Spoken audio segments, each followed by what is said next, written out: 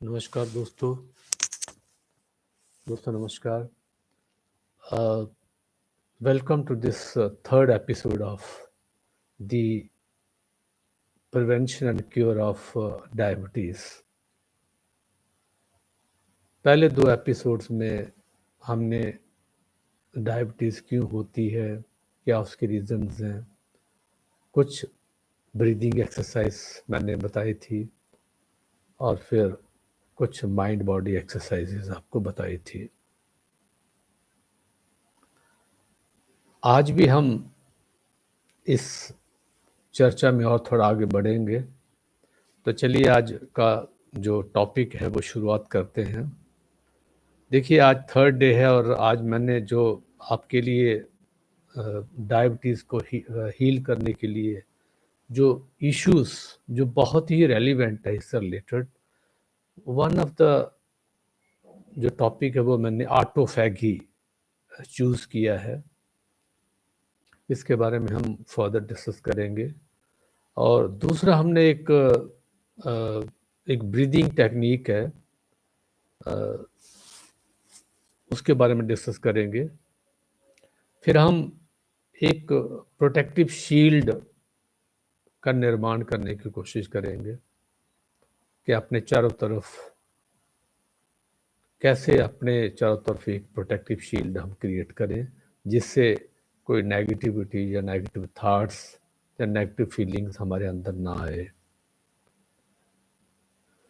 फिर उसके बाद जो है एक छोटी 4-5-6-7 मिनट की एक क्रिया बताएंगे। हम इसको बोलते हैं थाइमस ग्लैंड स्टिमुलेशन। इसको कैसे स्टिमुलेट किया जाता है। और उसके बाद फिर हम आपके लिए एक और बड़ी मज़ेदार माइंड बॉडी टेक्निक लाएंगे, जिससे आपका इम्यून सिस्टम जो है, या इम्यून सिस्टम के आपके जो एंटीबॉडीज़ हैं वो they become strengthen, they become active and they become increased also. तो उसके बारे में बात करेंगे। तो आज इन्हीं टॉपिक के आसपास हम अपनी जो पूरी इस एपिसोड का जो टॉपिक्स हैं वो वहाँ तक रखेंगे अपने आप को। तो चलिए, सबसे पहले हम लोग ऑटोफैगी की बात करते हैं।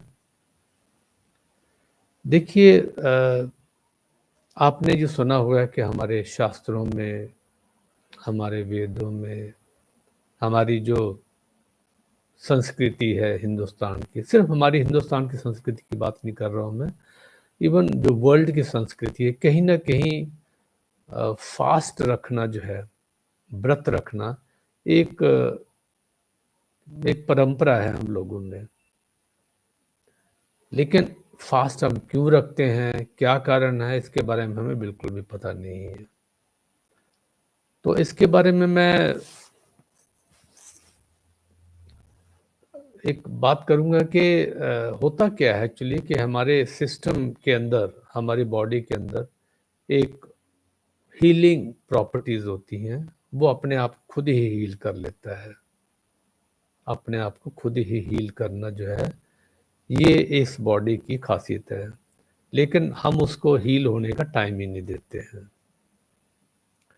अब देखिए, जैसे आप हिंदू ट्रेडिशंस में देख लीजिए कि नवरात्रि में व्रत रखना, या फिर सोमवार का लोग व्रत रखते हैं, मंगलवार का रखते हैं, या फिर थर्सडे का रखते हैं, फ्राइडे का रखते हैं, इवन कुछ लोग संडे का भी रखते हैं। और इस्लामिक ट्रेडिशन में देखिए कि रोज़ा रखने का प्रचलन है। वहाँ तो लगभग 30-40 दिन रोज़ा रखा जाता है, जिसमें हम सिर्फ सुबह सनराइज से पहले खाना खाते हैं और सनसेट के बाद ही दूसरा खाना खाते हैं। यानी कि कम से कम भी हम 15-16 घंटे का गैप देते हैं। इसको आप कह सकते हैं इंटरमिटेंट फास्टिंग। कुछ लोग तो मतलब नवरात्रि में 8-8 9 दिन फास्ट, लेकिन उनका भी इंटरमिटेंट फास्टिंग ही होता है बेसिकली, क्योंकि वो भी दिन में कुछ ना कुछ फलाहार वगैरह कुछ खाते रहते हैं। और फिर जो औरतें हैं वो अपने हस्बैंड की लॉन्ग लाइफ के लिए व्रत रखती हैं। और छठ पूजा बहुत फेमस है बिहार वगैरह में और आसपास के इलाके में। वो इसलिए है क्योंकि उसमें हम अपने बेटों की लंबी उम्र की कामना करते हैं। तो उसमें तो बल्कि पानी वगैरह भी नहीं पिया जाता है दिन भर में। तो कहीं न कहीं जो धर्म है, जहाँ जो हमारी परंपराएँ हैं, उन्होंने कहीं न कहीं ये हमारे वे ऑफ लाइफ में ही ये चीज़ें डाल दी हैं कि कैसे हम अपने गट सिस्टम को आराम दें, हमारे जो डाइजेस्टिव सिस्टम है उसको आराम दें। क्योंकि दिन भर में इसके अंदर हमारे गट सिस्टम में, हमारे इंटेस्टाइन में, हमारे स्टोमक में खाना पड़ा रहता है और वो उसको पचाने में बिजी रहता है, उसको बिल्कुल भी टाइम नहीं मिलता अपने आप को हील करने का। एक जापानीज साइंटिस्ट हुए हैं और उन्होंने इस विधि की डिस्कवरी की थी जिसको ऑटोफैगी बोलते हैं। उन्होंने ये पाया है कि जब हम 15 से 16 घंटे का 2 मील्स के बीच में गैप करते हैं, तो उस टाइम पे cells is used to have nutrition, उनको न्यूट्रिशन की ज़रूरत होती है। तो सेल्स को न्यूट्रिशन मिलता नहीं है। सेल्स को न्यूट्रिशन नहीं मिलता तो वो क्या करता है कि अपने जो उसके आसपास के डेड सेल्स होते हैं, जो सेल्स के अंदर ही कुछ वेस्ट मटेरियल्स होते हैं, उनको वो ब्रेक डाउन करता है, उनको यूटिलाइज करना शुरू कर देता है और उसको यूजफुल मटेरियल में कन्वर्ट करता है। और उसी वेस्ट मटेरियल को, उसी जो प्रोटीन्स को हैं जो वेस्ट है या डिजीज्ड हैं या डिजीज्ड सेल्स हैं, उसी को ये हमारे जो हेल्दी सेल्स हैं वो खाना शुरू कर देते हैं। They convert that into useful material. तो वो यूजफुल मटेरियल उसमें कन्वर्ट कर दे और उसमें हमें बगैर कुछ खाए पिए वो शरीर की जो संरचना ऐसी है कि वो उसके सेल्स के अंदर जो मौजूद मटेरियल्स हैं उसी को यूज़ कर लेता है वो। इट यूजेस दैट मटेरियल और अपना वो गुजारा चलता है। और ऐसा आप कई दिनों तक कर सकते हैं क्योंकि हमारे अंदर इतना वेस्ट मटेरियल पड़ा हुआ है कि अगर उसी को यूटिलाइज करना शुरू कर दिया। और सिर्फ वही नहीं है बात, ये तो खैर बात की बात होती है। पहले तो जो हमारे सेल्स, हमारे लिवर के अंदर जो ग्लूकोज जमा होता है, जो लिवर के अंदर ग्लूकोज जमा है वो तो जैसे ही हमें हमारी बॉडी में ग्लूकोज डाउन होना शुरू होता है तो वो ग्लूकोज उसमें रिलीज कर देता है और हमें ब्लड में ग्लूकोज आ जाता है और अकॉर्डिंगली वो it can be use for the cells. जहाँ हमें जो डे टू डे एक्टिविटीज की जरूरत होती है एनर्जी की, उसके लिए आप यूज कर सकते हैं, वो बॉडी यूज कर लेती है। और लिवर भी हमारे अंदर काफ़ी कम से कम 15-20-25 ग्राम शुगर जो है स्टोर करके रखता है। तो इसलिए 3-4 दिन 4 दिन तो लिवर ही काम चला देता है। और सिर्फ लिवर ही नहीं काम चलाता है बल्कि सेल्स के अंदर भी जो यूज़फुल मटेरियल है, जो वेस्ट मटेरियल है, चाहे वो ब्लड प्रोटीन हैं, चाहे वो फ्री रेडिकल्स हैं, चाहे वो डिजीज सेल्स हैं, चाहे वो डेड सेल्स हैं, उनको ब्रेक डाउन करके खाना शुरू कर देता है। तो उससे हमारी बॉडी को जो प्रॉपर न्यूट्रिशन है वो मिलता रहता है।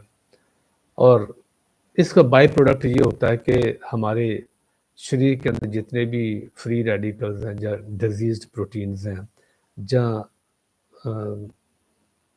अनहेल्दी प्रोटीन डेड सेल्स हैं, वो सारे जो हैं उनकी सफाई अच्छे तरीके से हो जाती है। तो सेल्स खुद ही अपनी, इट्स कॉल्ड सेल्फ हीटिंग। वो शरीर जो है, अपने सेल्स जो है वो खुद ही अपने अंदर जो गंदगी है उसको खाना शुरू कर देते हैं। दे कन्वर्टेड इट इनटू, क्योंकि हेल्थ अल्टीमेटली था तो वो कभी healthy materials he. If it is broken down into smaller molecules, it can be used for nutrition. तो सेल्स को अपने जो भी रेगुलर एक्टिविटी के लिए चीज़ चाहिए होती है उसको मिल जाती है। जिससे उन्होंने योसुनोरी ओहिसामा योशिनोरू, ये जापान के साइंटिस्ट थे जिन्होंने इसको डिस्कवर किया और कहा कि अगर हम 15-16 घंटे का गैप दे दें, अगर हम इंटरमिटेंट फास्टिंग करें, तो शरीर अपनी जो नेचुरल उसकी हीलिंग प्रॉपर्टीज़ है दैट गेट्स मल्टीप्लाइड। और उन्होंने फिर काफ़ी डिटेल में रिसर्च किया कि हमारे अंदर अंदर ही कुछ ऐसी मेटाबॉलिक प्रोसेस चलती है जिससे वो अंदर के सारे वेस्ट मटेरियल ख़त्म कर देता, खा लेता है। और दूसरा ये लेबर को भी labour also gets relieved of the sugar released into the blood. तो बेसिकली जब फास्टिंग करते हैं, जब हम भूखे रहते हैं, तो कहीं ना कहीं हमारे शरीर की क्लीनिंग होती है। और ये फिर बेल्जियम साइंटिस्ट था एक वहाँ पे, उन्होंने भी 70s 80s में ये उन्होंने भी इसके बारे में पता किया कि हाँ, yes, the cells has a self healing properties. तो ये इस प्रोसेस को बोलते हैं ऑटोफेगी। शरीर का मतलब सेल्फ डेवरिंग, सेल्फ ईटिंग। तो ये सेल्स, इसमें हमारा शरीर जो है अपने अंदर कलेक्टेड या एकमुलेटेड जो एनर्जीज, जो फ्री रेडिकल्स होते हैं, जहाँ वेस्ट मटेरियल्स होते हैं, उनको सेल्फ ईटिंग करता है, उनको सेल्फ डेवरिंग करता है। तो ये बहुत ही ज़रूरी प्रोसेस है। अब क्वेश्चन आता है कि ये इंटरमिटेंट फास्टिंग होती कैसी है। देखिए, आप कोई 2 मील्स आप चूज कर लीजिए जिसके अंदर आप 15-16 घंटे, मतलब 14 से लेकर 16 घंटे का गैप रख सके। तो मुझे लगता है दिन में, क्योंकि हमको बहुत सारी एक्टिविटी करना पड़ती है, तो शायद उसमें पॉसिबल ना हो।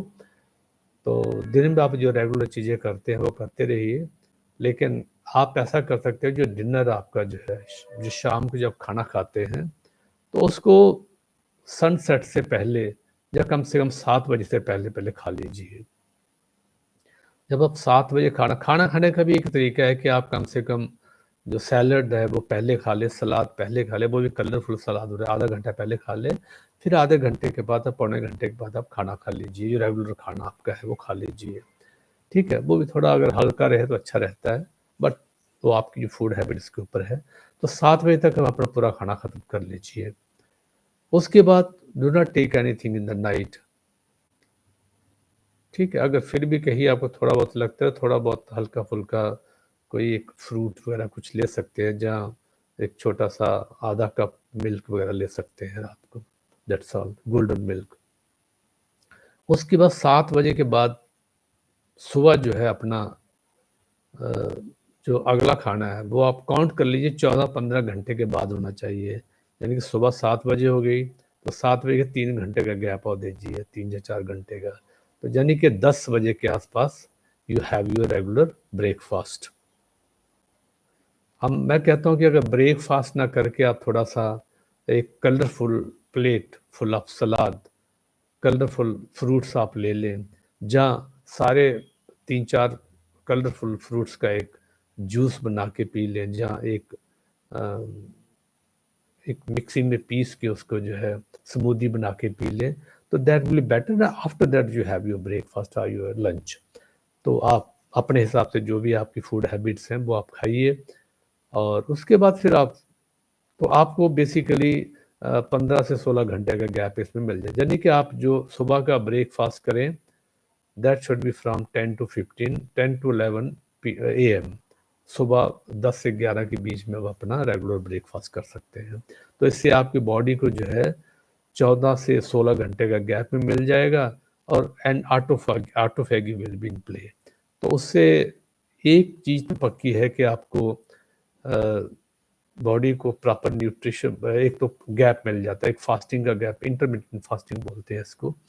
तो इसमें आपको पता भी नहीं चलता कि आप फास्टिंग कर रहे हैं, बस थोड़ा सा आपने अपनी डाइट को मैनेज किया है। तो have your dinner at about 7 o'clock and then your breakfast at about 10 or 11 o'clock। आप फुल फ्लैज लंच भी ले सकते हो उस टाइम पे अगर चाहें, क्योंकि लंच से पहले आप चाहें तो जैसे मैंने बताया आपको फ्रूट सलाद, एक अच्छा खासा प्लेट भर के आप फ्रूट सलाद ले सकते हो, कलरफुल फ्रूट सलाद। और जहाँ फिर आप जूस, एक स्मूदी बना के, सारे फलों का जूस स्मूदी बना के भी पी सकते हैं।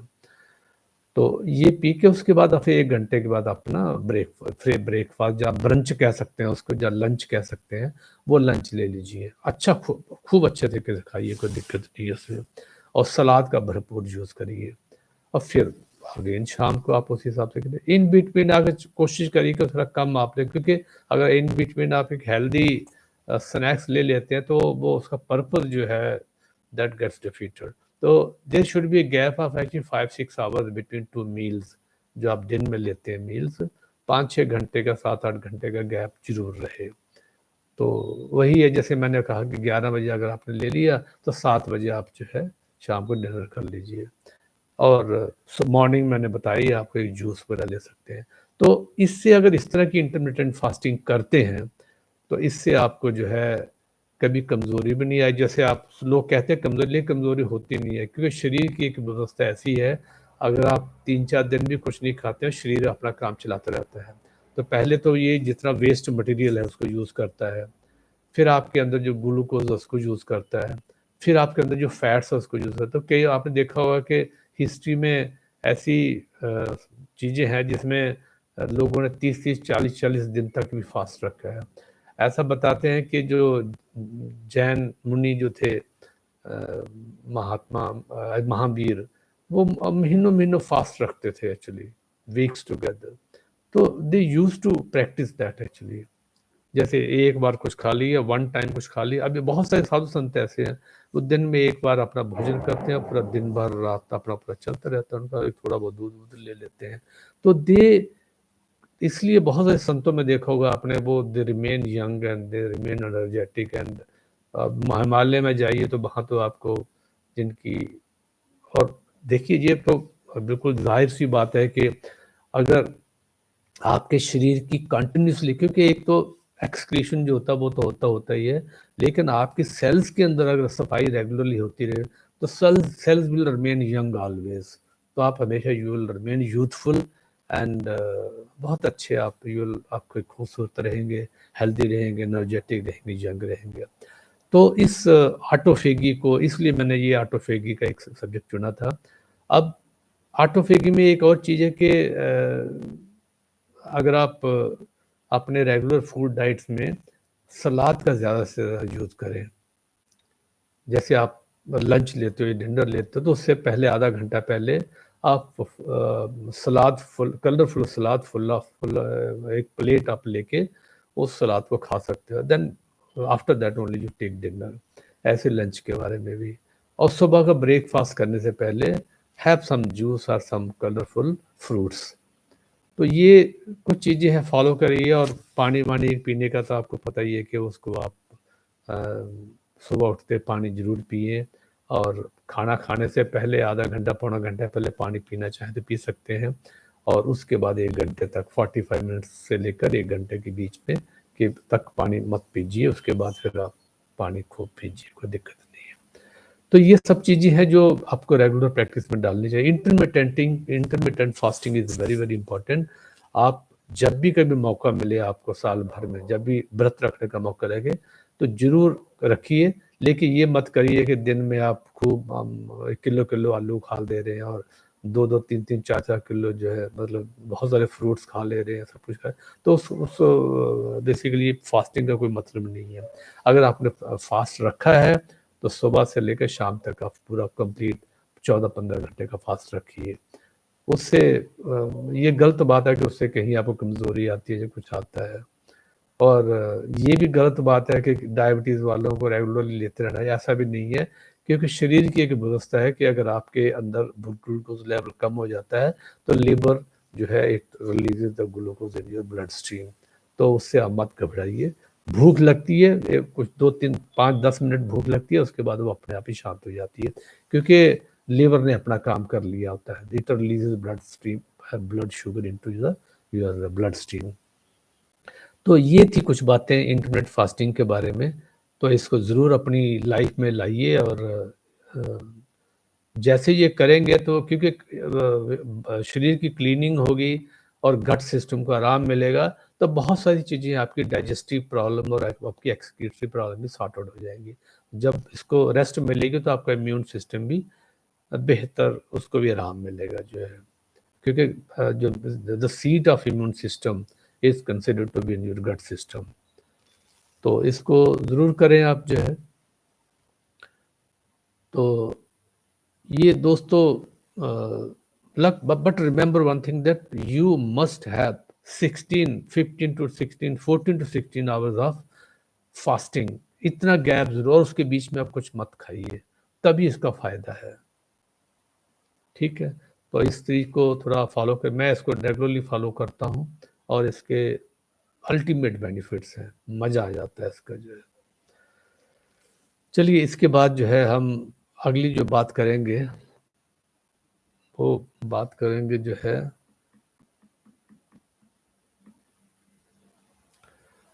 एक और एक माइंड बॉडी, क्योंकि हम इसकी बात कर रहे हैं शुगर की, तो आपको पता है कि ब्लड में जब शुगर ज़्यादा बढ़ जाता है और इंसुलिन कम प्रोड्यूस होता है, जब इंसुलिन रेजिस्टेंस हो जाता है तो ब्लड में आपको शुगर की प्रॉब्लम आती है।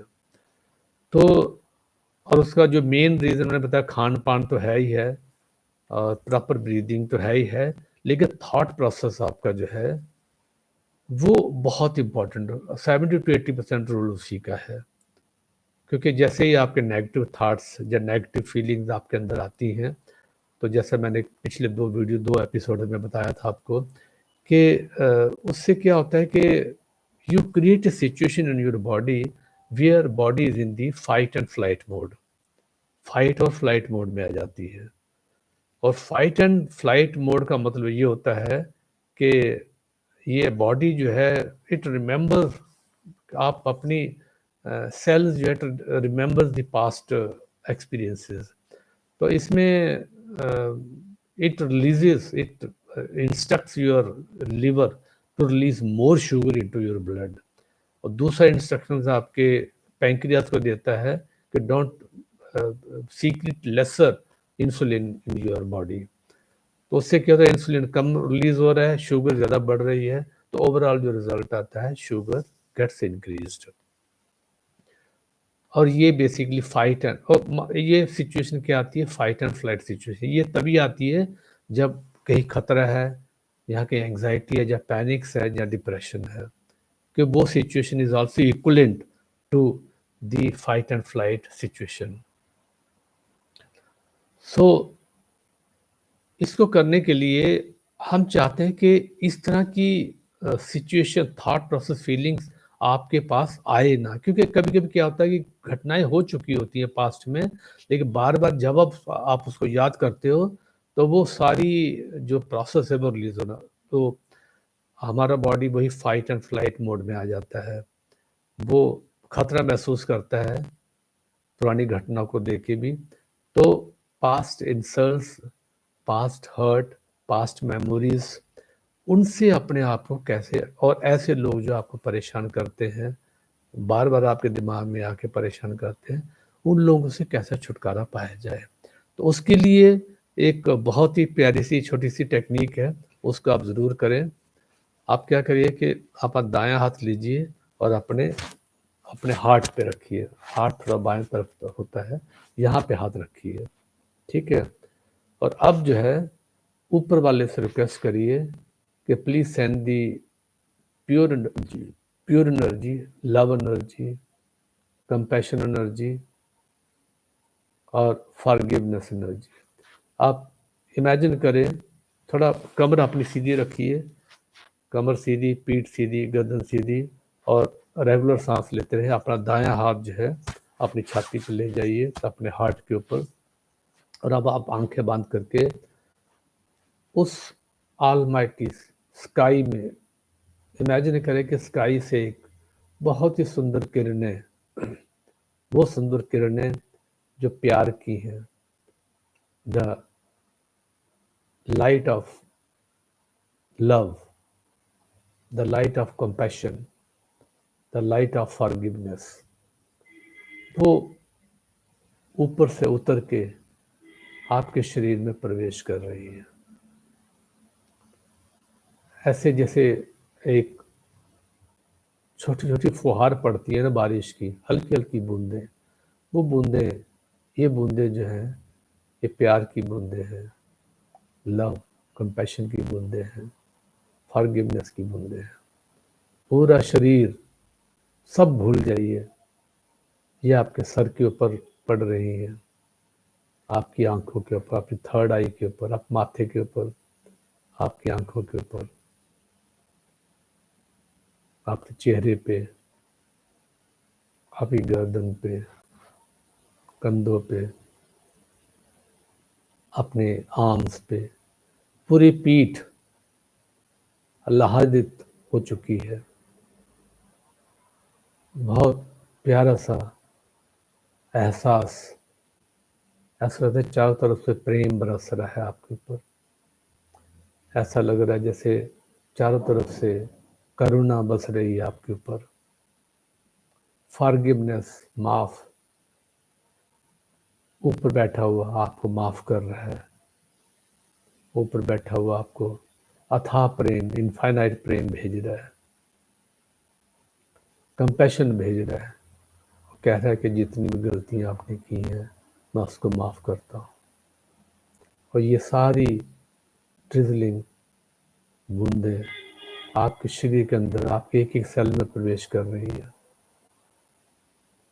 आपकी छाती के ऊपर ये सारी बूंदें गिर रही हैं और पूरे शरीर के अंदर ये प्रवेश कर जा रही हैं।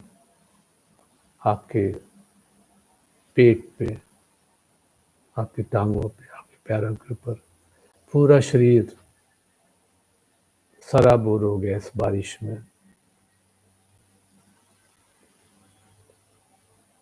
आपके आपके हार्ट की, आपके जो मन है आपका, शरीर की पंखुड़ियां जो है खिल रही हैं।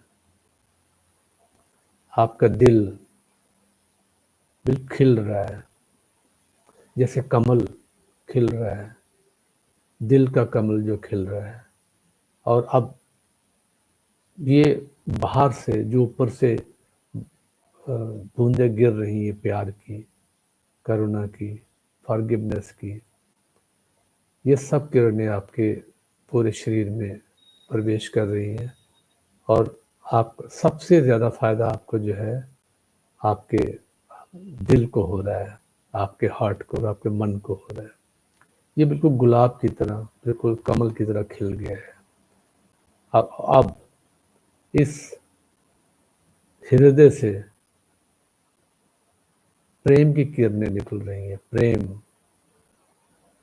और एक आवाज़ गूंज रही है,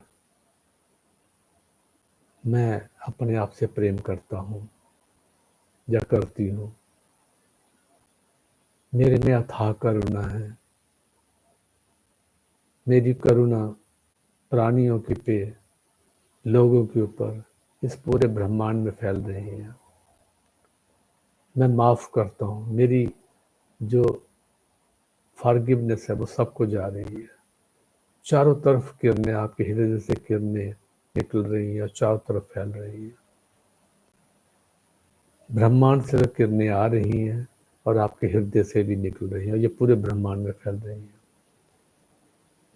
अब उन लोगों को याद करिए,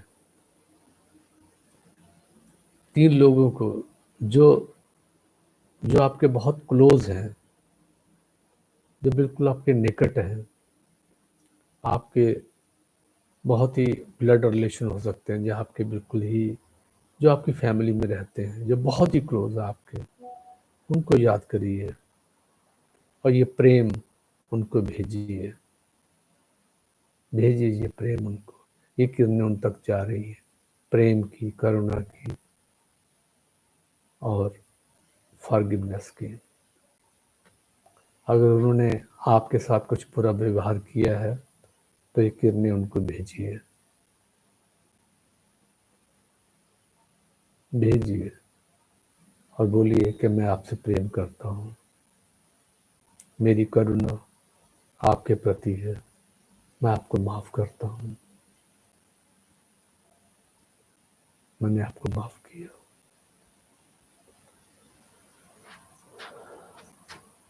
अब 3 वो लोग पता करिए जिन, पहले तो ये बताइए जिनको आप बहुत प्रेम करते हो उनको आप भेजिए ये प्रेम। अब वो 3 लोग अपने, आप याद करिए उन 3 लोगों को जिनसे आप बहुत नफरत करते हो और आप ये प्रेम उनको भी भेजिए। बोलिए कि मैं आपको प्रेम करता हूँ, मैं आपको करुणा भेज रहा हूँ, मैं आपको माफ़ करता हूँ, मैं आपको माफ़ करता हूँ, आपको माफ़ करता हूँ।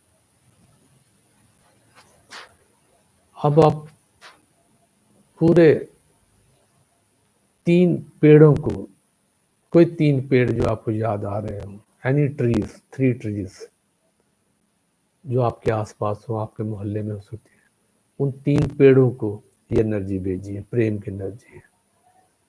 ऐसा इमेजिन करिए कि आप उनसे लिपट रहे हैं, उस पेड़ से अपना प्रेम उसको भेज रहे हैं। ऐसा इमेजिन करिए आप उससे कुछ चिपट गए, उसके आप हग कर रहे हैं पेड़ को, अपनी करुणा उसको दिखाइए, अपना प्रेम दिखाइए उसको।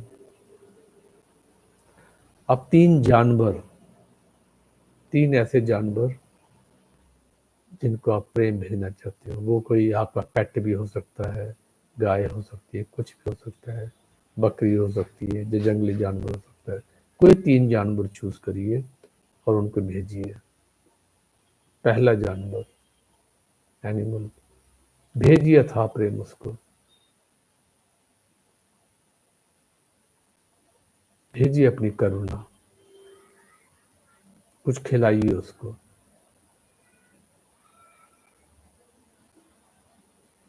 प्रेम भेजिए उसको, उनको भी प्रेम की आवश्यकता है।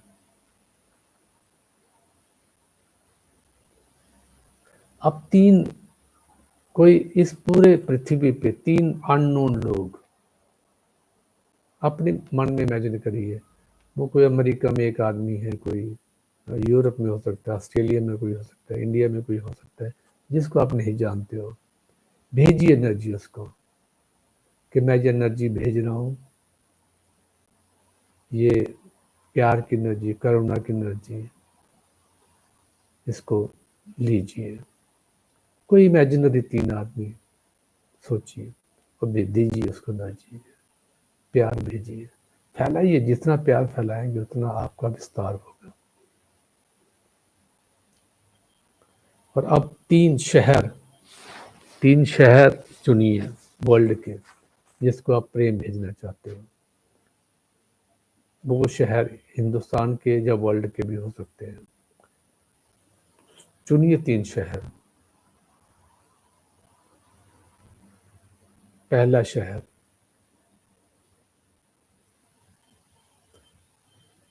और ये करुणा, ये प्रेम, ये माफी आप शहर के सभी प्राणियों को भेज रहे हो, शहर के सभी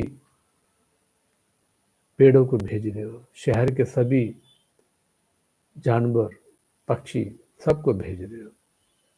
भेजिए इस प्रेम को, फैलने दीजिए, होने दीजिए विस्तार इसका। दूसरा शहर, ये विदेश का शहर भी हो सकता है, भेजिए उस शहर को।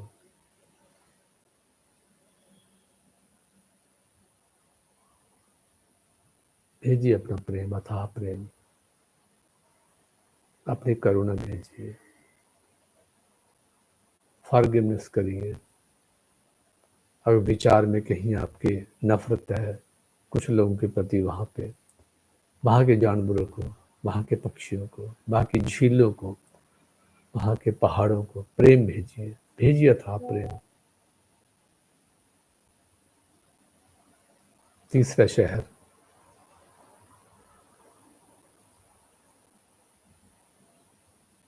भेजिए, भेजिए उस प्रेम को। जब हम शहर की बात करते हैं तो वहाँ की हर चीज़, वहाँ की नेचर, वहाँ के पेड़ पौधे, वहाँ के पहाड़, वहाँ के नदी नाले, वहाँ का समंदर, वहाँ के लोग, वहाँ की बिल्डिंग, सबको प्रेम भेजिए, भेजिए। आज मौका है आपके पास।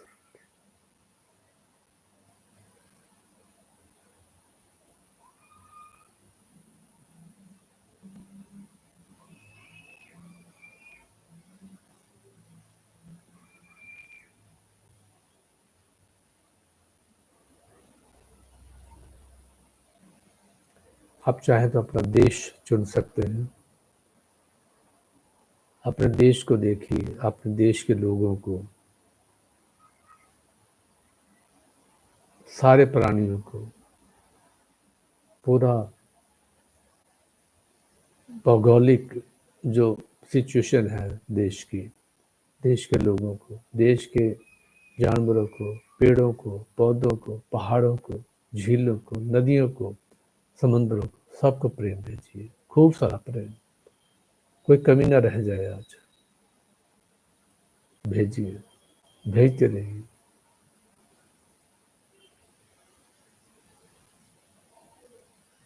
अब अपने चारों तरफ एक औरा, एक शील्ड महसूस करिए।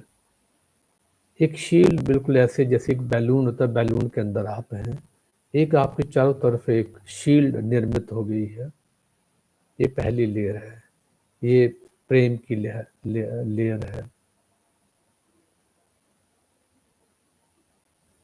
और फिर ये लेयर जो है बड़ी बड़ी, और फिर ये इसमें करुणा भी मिल गई है। इस लेयर में करुणा मिल गई है, इस लेयर में माफ़ी मिल गई है। और ये लेयर जैसे जैसे आपका प्रेम बढ़ रहा है, जैसे जैसे आपकी फॉरगिवनेस बढ़ रही है, जैसे जैसे आपकी करुणा बढ़ रही है, ये बैलून भी बढ़ता चला जा रहा है, आपकी शील्ड बढ़ती चली जा रही है। अब इस शील्ड के आप अंदर, आप जहाँ भी आप जाते हैं शील्ड को अपने साथ कैरी करते हो, और कोई भी negative feelings, negative emotions, negative thought आपके पास इससे टकरा के बाहर चला जाता है। लेकिन अगर कोई प्रेम की भाषा, करुणा की भाषा, माफ़ी की भाषा कहता है, करता है, तो वो इस शील्ड के अंदर से पार हो जाती है, आप तक पहुंचती है। और जो प्रेम आप बरसाते हो चारों तरफ, वो इस शील्ड के बाहर भी चला जाता है। सिर्फ नफरत, रिवेंज, ये सब चीज़ें या नेगेटिव थॉट्स, फीलिंग्स, ये सब चीज़ें इसके अंदर प्रवेश नहीं कर सकती। आप इसके अंदर स्वस्थ हो, सेफ हो, और प्यार से, प्यार की शील्ड को, एक करुणा की शील्ड से, एक कृतज्ञता, एक ग्रेटिट्यूड की शील्ड से आप घिरे हुए हो। एंजॉय करिए, देखिए इस शील्ड को अपने चारों तरफ। दुनिया कितनी सुहानी है, बढ़िया है। अब धीरे से अपनी आंखें खोल लीजिए और हाथों को अपने घुटनों पर रख लीजिए। तो ये थी एक बहुत ही छोटी सी प्यारी सी क्रिया जिसको मैंने बताया आज आपको। इसके बाद जो है, कैसी लगी आपको क्रिया, ये जरूर मुझे बताइएगा। इसके बाद एक छोटी सी हम क्रिया बताएंगे आपको, उसको बोलते हैं 4x ब्रीदिंग, या स्क्वायर ब्रीदिंग भी बोलते हैं, या बॉक्स ब्रीदिंग बोलते हैं। स्क्वायर ब्रीदिंग, 4x ब्रीदिंग, या बॉक्स ब्रीदिंग। तो तरीका इसका बहुत सिंपल है। इसमें आप कमर सीधी रखें, पीठ सीधी, गर्दन सीधी, और कंधे थोड़े से चाहे तो पीछे।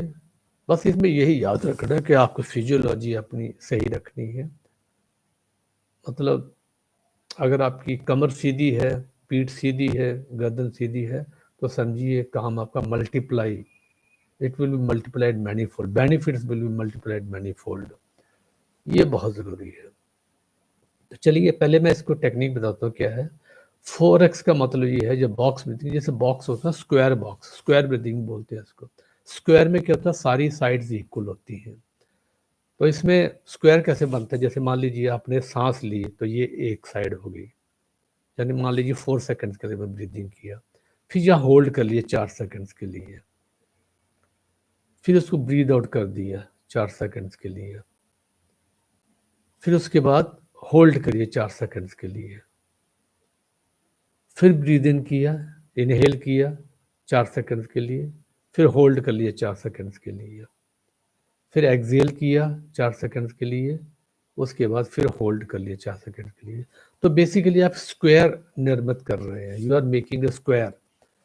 तो इनहेल करना है, होल्ड करना है, एक्सेल करना है, फिर होल्ड करना है। बहुत सिंपल है। इसको हम लगभग 5 मिनट करेंगे, ठीक है। तो चलिए आंखें बंद करके, आप आंखें चाहे बंद कर सकते हैं या खोल भी सकते हैं, मैं थोड़ा आंखें बंद करके करूँगा, तो इसको ध्यान से देखिए। अब मैं काउंट नहीं करूँगा 4 सेकेंड, सांस लूँगा, होल्ड करूँगा, बस ये आपको अपने मन में ध्यान रखना है, ठीक है।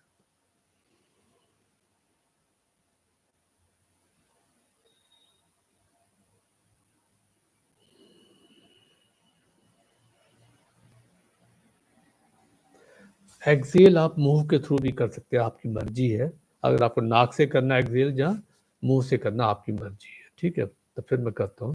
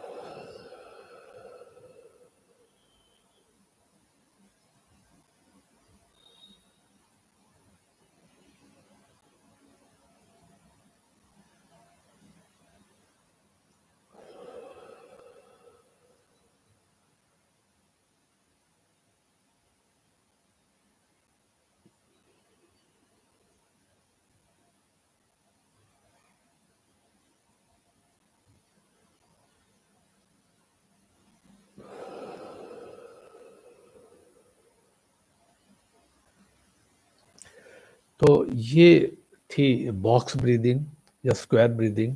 बहुत ही फ़ायदेमंद मुद्रा है ये। ये बेसिकली 2 फ़ायदे से उसके बहुत ही ज़बरदस्त हैं। पहला तो ये है कि जब हम ब्रीथ इन करते हैं 4 सेकंड्स के लिए होल्ड करते हैं, तो मैक्सिमम ऑक्सीजन हमारे लंग्स में जाती है और वहाँ से ये पूरे शरीर में एक-एक सेल में जाती है। और जब ऑक्सीजन हमारे सेल में पहुँचती है, तो मेटाबॉलिक प्रोसेस बहुत फ़ास्ट हो जाती है और उसके साथ न्यूट्रिशन जब मिलता है, तो सेल्स बहुत अच्छा फंक्शन करता है और उससे शरीर के अंदर 1,40,000 प्रोटीन्स पैदा होते हैं, लैक्स ऑफ बायोकेमिकल रिएक्शंस होते हैं, उससे बॉडी के सारे systems they function in a great way और पूरा शरीर आपका बहुत अच्छे से स्वस्थ रहता है। दूसरी चीज़ ये है कि जब आप ब्रीथ इन करते हो और सांस को होल्ड करते हो, तो ऑक्सीजन शरीर के एक-एक सेल में पहुँचती है और जब सेल्स अच्छे तरीके से काम करते हैं, तो उसके साथ वेस्ट मटेरियल भी प्रोड्यूस होते हैं।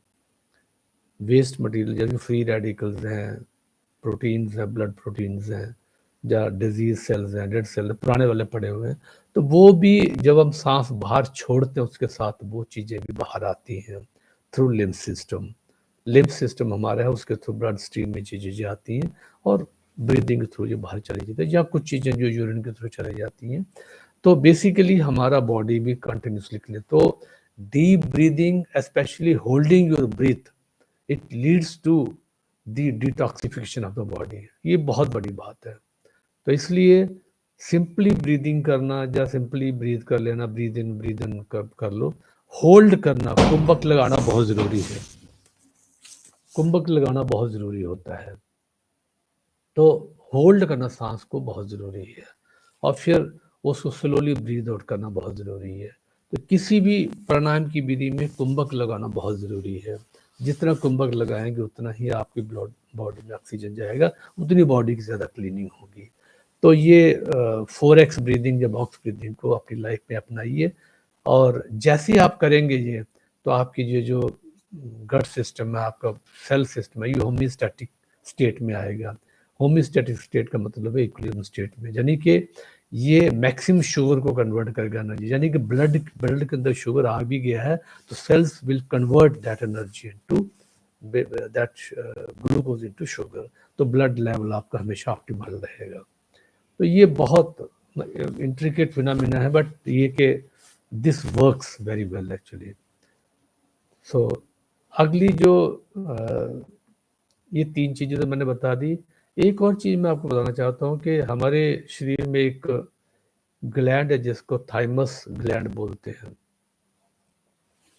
थाइमस ग्लैंड जो है ये, इसको मैं एलिक्सिर ऑफ इम्यूनिटी बोलता हूँ। आई थिंक पता नहीं कितने लोगों को पता है, लेकिन मैं ये बता दूँ आपको कि थाइमस ग्लैंड जो है ये हमारी सेंटर ऑफ द चेस्ट में होता है। हमारी जो फूड पाइप है, जो विंड पाइप है, उसके जस्ट पीछे एक it's a piece of flesh. और ये शुरू के 15-20 साल तो बहुत ही इंपॉर्टेंट होता है बिकॉज उस दौरान ये T4 सेल्स बॉडी में जनरेट करता है और 20 साल की उम्र तक जितने भी T4 सेल्स हमारी बॉडी में जनरेट हो जाते हैं तकरीबन। और ये T4 सेल जो हैं ये हमारे पूरे शरीर को जिंदगी भर के लिए आप प्रोटेक्ट करता रहता है। और फिर ये over a period of time, यानी कि 70-80 ईयर्स के बाद ये इट बिकम वेरी कंस्ट्रिक्टेड, बहुत छोटा सा हो जाता है ये। इसको 300 ग्राम नॉर्मली इसका, जब आदमी थोड़ा यंग 15-20 साल की उम्र तक ये 300 ग्राम्स का रहता है and by the age of 70-80 it becomes 30 grams, यानी कि 10 टाइम्स ये कम हो जाता है लगभग। और it's just a piece of flesh और इसमें कुछ भी नहीं होता है। लेकिन स्पिरिचुअलिटी में, रेकी में और बहुत सारे ध्यानों में, बहुत सारी चीज़ों में ये बताया गया है कि thymus gland can be activated. आप इसकी इम्पोर्टेंस समझते हैं? थाइमस ग्लैंड का मतलब ये होता है कि it generate T4 cell. T4 cell is a warrior for us. ये हमारी सेना है जो हमारे शरीर को प्रोटेक्ट करती है। और अगर हम इसको कुछ इस तरीके से एक्टिवेट कर सकें जिससे T4 सेल और जनरेट हो, यानी कि हमारे ऑलरेडी जो हमारे अंदर T4 सेल है उसमें कुछ सेना और उसमें ऐड हो गई, तो ये आपकी इम्यूनिटी को, आपके डिफेंस मैकेनिज्म को, आपके इम्यून सिस्टम को बहुत अच्छे तरीके से बढ़ाता है।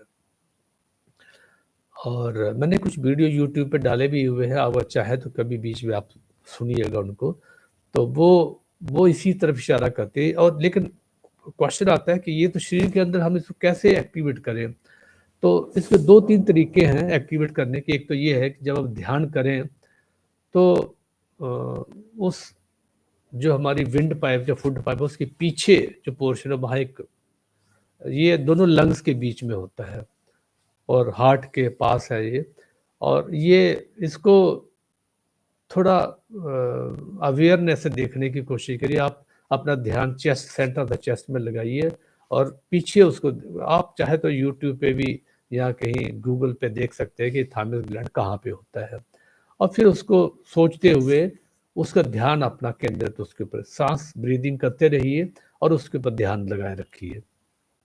तो कहते हैं कि जिस बॉडी पार्ट्स का भी आप ध्यान करते हैं वो बॉडी एक्टिवेट होना शुरू हो जाती है। जिस ग्लैंड का आप ध्यान करते हो और आप डीप ब्रीदिंग करते हो तो वो ग्लैंड जो है वो उस अटेंशन से ही आपकी थर्ड, क्योंकि आप अटेंशन कैसे लगाते हो, आंखें बंद करके ध्यान लगाते हो वहाँ पे, यानी कि थर्ड आई आपकी वहाँ पे देख रही है। तो जैसे थर्ड आई वहाँ पे देखती है, आपकी अंदर की आंख जब उसको देखती है तो वो काम करना शुरू, वो अपना एक्चुअल उसमें फंक्शनिंग में आ जाता है, तो वो काम करना शुरू कर देता है। तो ध्यान लगाना वहाँ पे थाइमस ग्लैंड पे, ये एक बहुत बड़ी क्रिया है। दूसरा ये है कि आप डीप ब्रीदिंग करिए ध्यान वहाँ लगाते हुए, तो ये दूसरी चीज़ है। और तीसरी जो सबसे इम्पोर्टेंट क्रिया जो आप फिजिकली कर सकते हो, वो मैं अभी बताने जा रहा हूँ आपको, वो बहुत ही मज़ेदार है, आप देखिए इसको। तो आप सेंटर ऑफ द, जैसे ये आपका गला है, गले से 4 उंगलियां नीचे, ये मैं ऊपर वाले गले की बात नहीं, यहाँ से देखिए आप, तो यहाँ से 4 उंगलियां नीचे, 4 फिंगर नीचे। अब यहाँ पे जो आया, जैसे 4 उंगलियां मैं ऐसे करके बताता हूँ, और यहाँ पे जो आया, यहाँ पे आपको जो है कम से 50 बार टैप करना है। तो मैं आपको करके दिखाना, टैप करना है, थोड़ा सा रुकना है, फिर टैप करना है, रुकना है। तो इसको लगभग हम 50 बार करेंगे, ठीक है। तो चलिए करते, इसको ऐसे बनाना है, ऐसे 4 उंगलियां बिल्कुल स्ट्रेट लाइन में।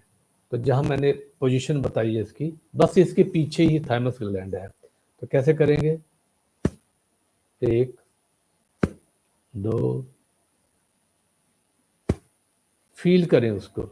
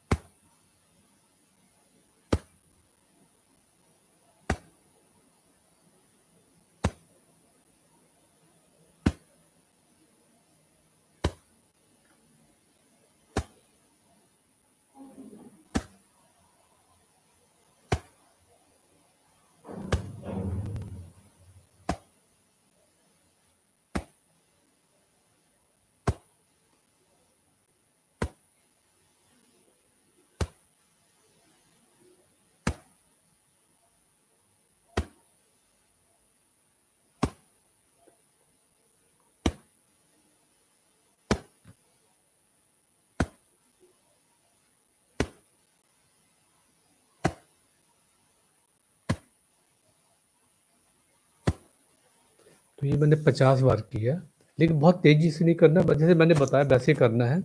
और इसको जो है हर एक करने के बाद उसको फ़ील करिए। और मैं बता दूँ कि इसको आप 10-15 दिन लगातार करते हैं, सो और उसको लगातार करते रहिए, क्योंकि ये बहुत ही फ़ायदेमंद है। ये तभी करना है जब सुबह-सुबह उठते ही पहला काम ये करना है, अपने थाइमस ग्लैंड को टैप करना है, ये बहुत इम्पोर्टेंट है। और शाम को दिन में एक बार कर लें काफ़ी है, मैं बता रहा हूँ 10-15 दिन के अंदर ही आपके अंदर एक नई स्फूर्ति आएगी, क्योंकि आपके अंदर T4 सेल जा चुके हैं। तो T4 सेल जब शरीर में आ जाते हैं तो डेफ़िनेटली आपकी जो फाइटिंग कैपेबिलिटी है, जो शरीर की बीमारियों से लड़ने की कैपेबिलिटी वो बढ़ जाती है, और एक अलग ही उत्साह, अलग ही ऊर्जा आपके अंदर प्रवेश करती है।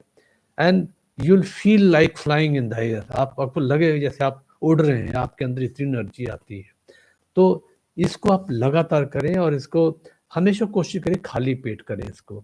जैसे सुबह उठते ही पहला काम उठते ही ये करें कि इसको आप टैप करें, और शाम को जब आप खाली पेट होते हैं तब इसको एक बार ज़रूर करें। तो और बहुत हल्के से करें, 30-40 बार करें। जैसे आवाज़ जिसमें देखो ना, इतना बस इतना ज़ोर होना चाहिए।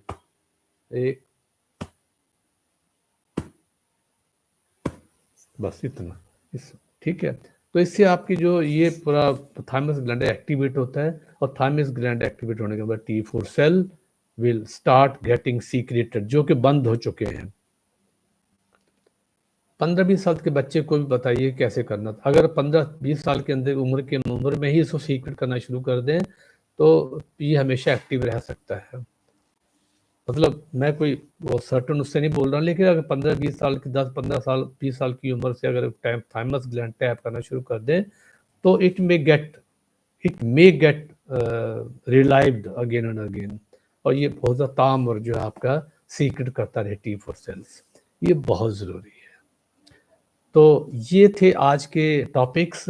आज मैंने डिस्कस किया ऑटोफेगी, कि कैसे इंटरमिटेंट फास्टिंग करनी चाहिए, जो आपकी बॉडी की सेल्फ हीलिंग मैकेनिज्म है उसको वो स्ट्रॉन्ग करता है। दूसरा हमने 4x ब्रीदिंग की बात किया, कि 4x ब्रीदिंग कैसे कर सकते हैं।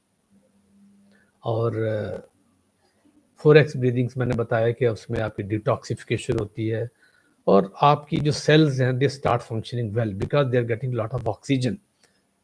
ये चीज़ है, और सेल आपका होम्योस्टैटिक स्टेट में आता है।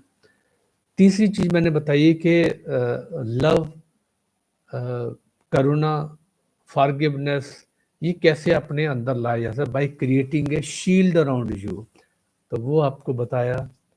और कैसे आप पास्ट की हर्ट जो है और फीलिंग्स हैं, मेमोरीज हैं, उनको कैसे अपने आप को प्रोटेक्ट करो, कैसे दुनिया भर को माफ़ कर सकते हो प्रेम से, वो भी।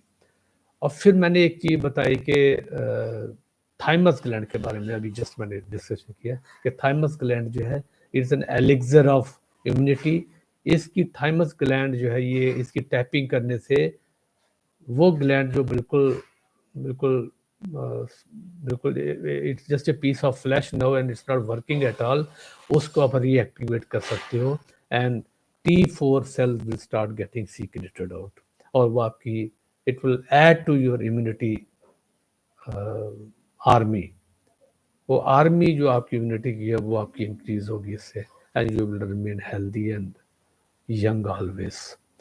सो ये था आज का टॉपिक। और ये चीज़ें होने से क्या होता है कि आपको ब्लड शुगर अपने आप ही, जब बॉडी ही पूरी होम्योस्टैटिक स्टेट पे आ जाती है, बॉडी शुगर तभी जनरेट होती है जब आप बिल्कुल एंग्जाइटी की स्टेट में होते हो, डिप्रेशन की स्टेट में होते हो, और पैनिक की स्थिति में होते हो। तो जब फाइट एंड फ्लाइट की स्थिति खत्म हो गई, तो शुगर अपने आप ही ठीक होना शुरू हो जाती है।